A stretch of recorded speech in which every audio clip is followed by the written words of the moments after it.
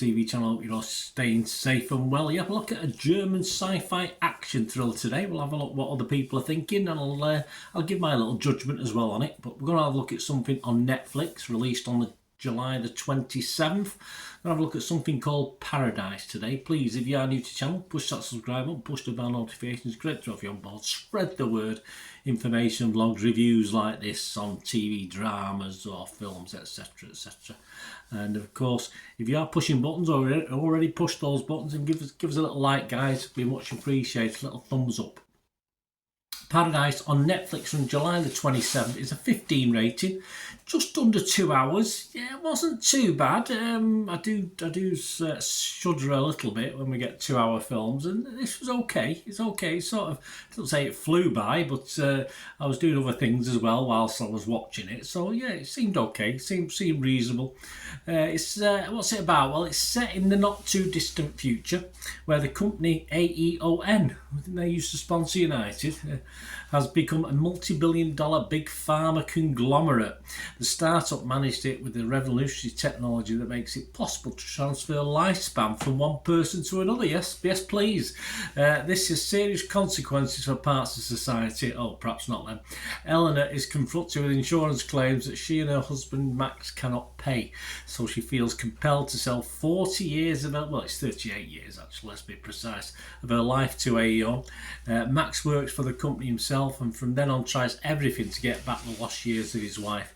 He finds out the CEO is targeting Eleanor's lifetime, so he hatches a plan to kidnap her. For Max and Eleanor, a hunt begins that not only takes them across national borders, but also in the edge of their own moral concept. Of course it does, yes. Set in Lithuania, this as well. So it is German, as I said. I did watch the dub version. You can watch it in subtitles if you're that way inclined. As I said, I do other things, so it's easier for me to watch the dub version. It was okay. The dubbing was fine. What are people thinking? Well, not loads of reviews, as in specific, but we've got Internet Movie Database, 2.1k, so 2,100 plus reviews and scores. It's getting 6.3 out of 10, so that sounded pretty good, so that's okay. But on the other side of that, Rotten Tomatoes audience, they're only giving it a 53% positivity rating. With no idea of how many. It might be 10 people, it might be 1,000 people, but yeah, so not bit mixed based on that. What about the critics? Well, we've got 4 critics on Rotten Tomatoes, so there's only 4, so I may as well read them all out. There's only one person who gave it a fresh review, but there's one that gave it a rotten review but was reasonably fresh on it. But anyway, you'll see what I mean. David Golder from the Radio Times, he said, the film threatens to become merely a high-octane shoot-'em-up, but the mercurial plot keeps things on track with a succession of blindsiding twists. Really? Succession? Not quite a succession, I don't think. I've noticed 1 or 2, but hey, Dave liked it anyway. Chris Joyce from Movies and Munches, a YouTube channel, said Paradise starts with an intriguing concept that has the potential for unsettling darkness, but because some key areas are left unexplored, the story loses its impact, devolving into predictable dystopian sci-fi. Yeah, it does lack a little bit of oomph by the last third, the end of the film. John Serber from Decider website said, although Kuntz and a small pile of Kuntz, K-U-N-Z, and a small pile of screenwriters work in a modicum of world building, they mostly shun the implications of this society for action thriller cliches. Yeah, it wasn't much in the action thriller phase. There was bits, but yeah, not a lot.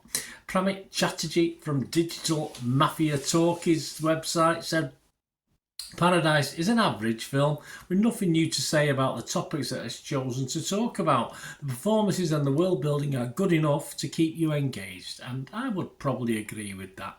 And just to finish off, my score on this and my thoughts on this, it is an interesting concept. It's not, it's been done different ways, of course, but it's nice to get something a little bit quirky, a little bit different to the norm. And as I said, at nearly 2 hours, it didn't seem that long, but it does run out of steam, unfortunately. If it perhaps had been an hour and a half, it might have been a little bit tighter, might have been better. As I said, it does run out of steam, certainly the last third of the film. But it's watchable. It was watchable, although I wasn't overly happy with the ending. I mean, sometimes a bad ending can ruin a film totally, can't it? So I wasn't entirely happy with the ending. Let me know what you think, guys, anyway, if you get to watch it. But you know, it's like any ending, it's probably set it up for a sequel, but am I going to be on the edge of my seat waiting for it? Probably not, in fairness. Right, my scores. Yeah, if it was Rotten Tomatoes, I'd have to give it fresh. I couldn't give it rotten. If it was Metacritic, the other site we use, we look at Metacritic critics, I would have to be mixed on this, which obviously you've got positive, mixed and negative, and I've been mixed on it. And for a score, Internet Movie Database, what's your score, Bernard, they say? Well, I'm going to give this, yes, just short of my 6 out of 10. I'm going to give it a 5.5 out of 10 because it was okay. It was all right, but as I said, I was certainly far more interested in the first 30 minutes and seeing what was going to happen than when we got to the last 30 minutes and watching what was happening, which just wasn't as effective for me, unfortunately. Anyway, let me know what you think, guys. Great to hear from you. Until we meet again, last one thing, don't I? Please stay safe, everyone. Bye for now.